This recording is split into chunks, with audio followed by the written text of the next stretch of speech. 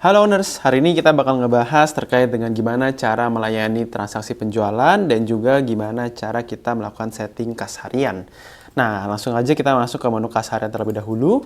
Di menu kas harian ini, owner bisa langsung klik buka kas harian untuk menyesuaikan jumlah kas awal yang owner udah siapkan di uang lacinya owners.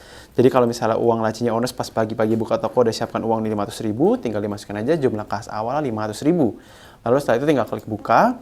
Nanti akan ada satu kas harian yang terbuka dan kita bisa lihat detail. Di sini owner bisa memantau kas masuk dan juga kas keluarnya.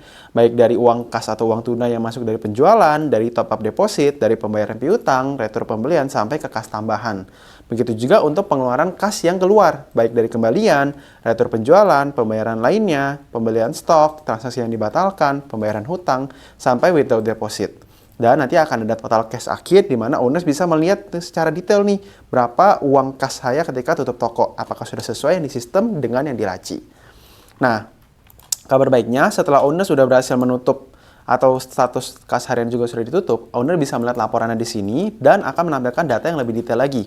Yaitu kita akan dari sistem Toku akan dapat mengasih lihat data berupa total invoice yang terjual dan total stok yang terjual pada hari itu. Dan pastinya di sini juga kita akan kasih lihat total mutasi transaksi penjualan yang terjadi. Baik yang tunai, non-tunai, sampai juga retur. Baik yang tunai maupun non-tunai. Sehingga nanti akan muncul mutasi penjualan hari ini itu berapa. Nah, jadi kalau owners mau melihat omset penjualan, bisa langsung lihat di menu kas harian. Dan kalau owners mau memantau uang lacinya sesuai atau enggak, juga bisa langsung dilihat di menu kas harian. Nah, itu demikian untuk yang menu kas harian. Lalu gimana dengan menu penjualannya? Nah, kita langsung aja masuk ke menu POS. Nah, penjualan ini gampang banget. Owners bisa menggunakan beberapa cara untuk cari produk. Bisa dengan ketik, bisa juga dengan scan barcode apabila barcode-nya sudah ada. Nah, ini saya contohin misalnya ada semen. Jika ada yang mau belanja barangnya semen, tinggal diklik aja. Di sini langsung muncul harga dan juga total quantity barangnya atau stok yang sudah tersedia. Tinggal diklik aja barangnya. Lalu nanti tinggal ditentukan mau ngambil barangnya di lokasi yang mana dan juga sudah muncul stok aktualnya dari lokasi tersebut dan penjualannya berapa banyak.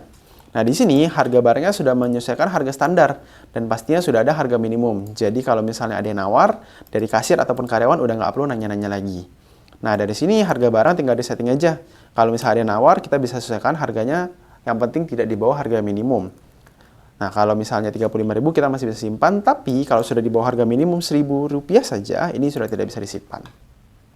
Ya, lalu kita coba balik lagi ke harga yang tawarannya, lalu kita juga bisa tambahkan diskon, baik persentase maupun rupiah. Jadi kalau misalnya mau dikasih diskon per barang, bisa dimasukkan diskon per barangnya di sini, di luar dari pemotongan harga ini. Lalu kita tinggal simpan, dan kalau owners juga suka kasih barang gratis atau barang bonus ke si pelanggan, owners juga bisa nih, coba cari satu barang untuk diberikan barang gratis.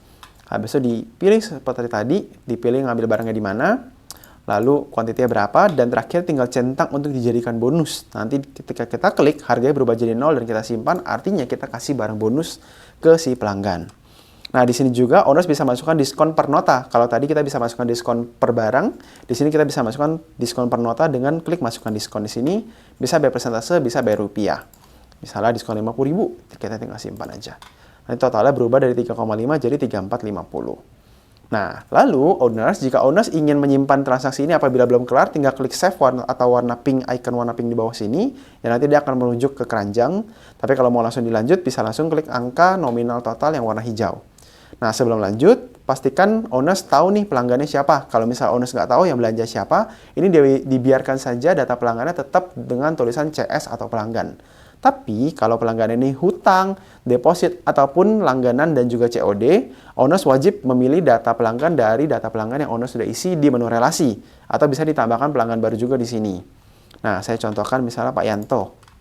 Ini saya tinggal klik proses, habis itu sesuai dengan bisnis toko bangunan, akan ditanya barangnya mau diambil sendiri atau dikirim. Kalau diambil sendiri, tinggal dipilih aja salesnya siapa, kalau ada salesnya. Habis itu transaksi ini pakai pajak atau enggak, dan yang terakhir tinggal dipilih bayarnya pakai apa. Kalau bayarnya setengah-setengah juga bisa, karena kita bisa melakukan fitur split payment di sini.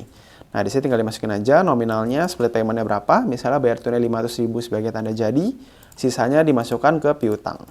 Nah, ini bisa split payment seperti ini.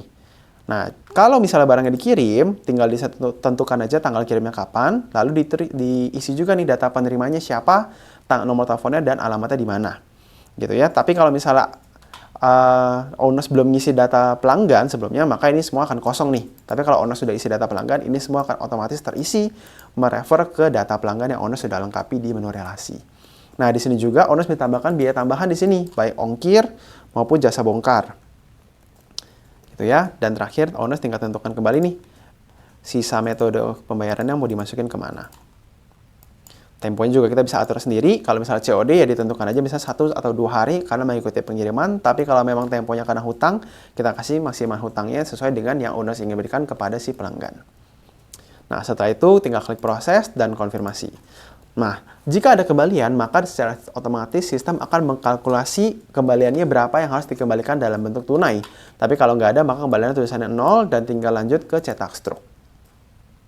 Nah, di sini kita siapkan dalam bentuk 3 printer, yaitu cetak di inkjet ukuran A5, cetak di thermal ada ukuran 80 sama 58, dan yang terakhir ada cetak dot matrix di ukuran 80 dan 5A5. Dan juga kita bisa cetak surat jalan. Tampilan notanya kurang lebih seperti ini, nanti akan ada logo tokonya teman-teman, alamat, nama toko, alamat, nomor telepon, nomor invoice, tanggal transaksi, nama salesnya, nama kasir, nama pelanggan, dan tipe pengirimannya ini delivery atau ambil sendiri. Pastinya semua barang-barang sudah masuk beserta kuantitinya dan pembayarannya juga terbagi jelas ada 2 yaitu tunai dan piutang. Nah, tinggal disesuaikan aja printernya mau menggunakan printer yang mana. Dan kalau mau cetak surat jalan, tinggal klik cetak surat jalan dan di checklist barang mana yang mau dikirim dan tinggal klik cetak. Nanti tampilan surat jalannya kurang lebih akan muncul seperti ini. Nah, setelah owner sudah berhasil melakukan transaksi penjualan, langkah selanjutnya kita akan masuk ke step selanjutnya yaitu input data pembelian. Di sini, owners bisa masuk ke menu stok dan bisa ada 2 pilihan yaitu stok lokasi SKU ataupun stok pemasok. Yang pastinya yang membedakan adalah kalau barangnya dikirim dari supplier langsung ke toko, maka yang dipilih adalah stok lokasi SKU. Tapi kalau barangnya yang owner beli ke supplier tidak dikirim ke toko tapi dititip di supplier, maka yang dipilih adalah stok pemasok. Nah, ini kita contohin yang stok lokasi SKU aja karena cara inputnya sama. Kita tinggal masuk ke tambah produk masuk, tinggal pilih tanggal masuknya kapan barangnya, lalu pilih belanjanya dengan siapa, habis itu masukkan nomor PO jika ada, dan yang pasti masukkan nomor surat jalan karena nomor surat jalan itu wajib. Ya, setelah itu tinggal klik lanjut, tinggal dipilih barangnya apa yang mau dibelanjain. Habis itu berapa banyak kuantiti belanjanya, dan secara otomatis jika sudah pernah ada pembelanjaan sebelumnya, maka price list-nya akan terisi secara otomatis. Tapi kalau belum ada, owners bisa isi sendiri harga barangnya. Lalu, kita juga udah bisa pisahkan apakah pembelanjaan ini barangnya sudah termasuk PPN atau belum. Dan kabar baiknya, kita bisa tambahkan diskon. Nah, sesuai dengan diskon yang muncul di bisnis toko bangunan, kita bisa by persentase ataupun by rupiah. Dan kalau by persentase, juga kita bisa masukkan diskon yang bertingkat. Misalnya 10, lalu tambah lagi 3, lalu tambah lagi 12. Nah, dia secara otomatis akan kalkulasi total diskonnya berapa. Dan yang terakhir, kita tinggal pilih lokasi barangnya di mana. Nah, jika dari owners ada barang lain yang dibelanjakan dalam satu surat jalan, tinggal tambah produk lagi di bawahnya. Dan kalau misalnya barang ini ada barang bonusnya, owners bisa masukkan kembali barang yang sama dengan kuantiti barang bonusnya aja, lalu pilih lokasinya, dan yang terakhir tinggal klik titik 3 di sini dan jadikan sebagai bonus.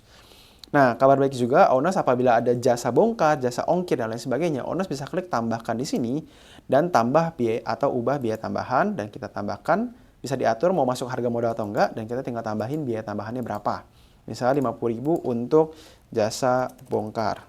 Tinggal kita simpan. Nah, nanti dia akan ada jasa bongkar sebesar 50.000. Jika sudah, tinggal klik lanjut, dan yang terakhir owner tinggal tentukan nih, mau bayar tunai atau tempo. Kalau tempo, dia akan merujuk langsung ke tanggal jatuh tempo yang kita setting di menu relasi, jatuh tempo berapa hari, atau owners bisa tentukan sendiri dari kalender yang udah ada. Jadi kita bisa mundurin sendiri, lalu tinggal kita simpan dan konfirmasi. Nah, dengan melakukan hal ini, owners sudah berhasil mencatat transaksi pembelian. Dengan mencatat transaksi pembelian, maka 3 hal sudah tercatat. Yang pertama, histori pembelian. Yang kedua, stoknya bertambah. Dan yang ketiga, karena pembayaran tempo, maka hutang juga sudah tercatat ke si supplier tertentu.